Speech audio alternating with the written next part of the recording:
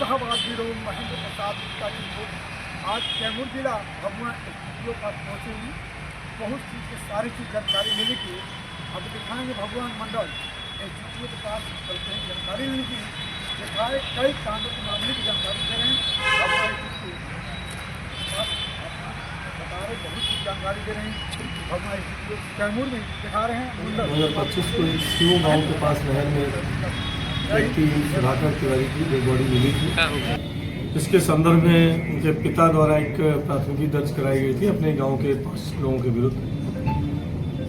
उस कांड में एक हम लोगों ने टीम बनाई थी एसडीपीओ के नेतृत्व में। उस कांड में डिफरेंट जो टेक्निकल हमारी टीमें थी और टेक्निकल एविडेंस के आधार पर हम लोगों ने इस कांड का उद्भेदन किया है।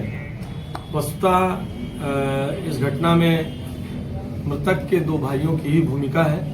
इन दोनों को गिरफ्तार कर लिया गया है और अब इस कांड का उद्भेदन हो गया है। जिन 5 व्यक्तियों का नाम दिया गया था वो 5 निर्दोष हैं। सर, मारने का उद्देश्य क्या था?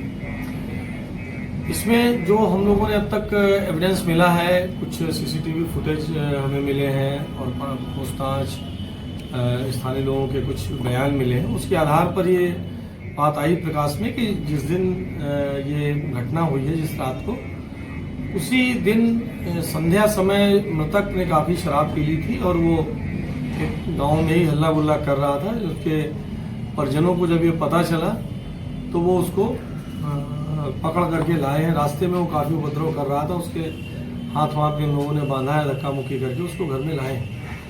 और जैसा इन लोगों ने पूछताछ में बताया है, उनका कहना है कि हम लोग घर में लाए और उसको हम लोगों ने कमरे में बंद कर दिया, क्योंकि काफ़ी उपद्रव करता था वो शराब पीने के बाद।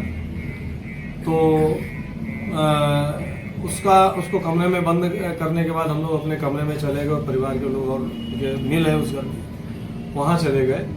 उस लड़के ने मृतक ने अपना फिर हाथ खोल लिया और उपद्रव करने लगा, दरवाज़ा वगैरह पीटने लगा, गाली गलौज करने लगा। फिर ये दोनों भाई कमरे पे गए और लोगों ने दरवाज़ा खोल के उसको कंट्रोल करने की कोशिश की। उसको ज़मीन में गिरा के उसका फिर हाथ बांधा है और बांध करके लोग फिर बाहर से ताला बंद करके चले गए। दूसरी बार जब वो देखने गए हैं तो वो मर चुका था। उसी में इनके दिमाग में खुराफात आया कि जो इनके गांव में जिन लोगों से इनका विवाद है क्यों ना उनको फंसा दिया जाए। और गहरी रात होने पर इन लोगों ने उसको स्कूटी में ले जा करके नहर में फेंक दिया। सुबह जब इसके परिवार के माँ पिता लोग उसको खोजने लगे तो बताया कि नहीं, 7 बजे ही तो निकल गया था गांव से, घर से, और आया नहीं अभी तक। उसके बाद ये लाश मिली और केस दर्ज हुआ। तो आगे की कार्रवाई क्या होगी? इसमें इन दोनों की जो भूमिका है, इन दोनों को गिरफ्तार कर लिया, इन दोनों को हम लोग जेल भेज रहे हैं। और भी अगर इसमें कोई एविडेंस आता है जिस किसी के भी विरुद्ध, वो कार्रवाई